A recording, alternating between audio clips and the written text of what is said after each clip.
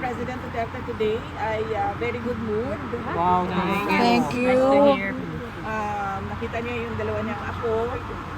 Tapos nagtanong siya ng mga detalye sa mga apo niya, kung kamusta na ang pag-aaral, mga ganun detalye. At nagtanong siya kung sino na ba daw ang mga namatay.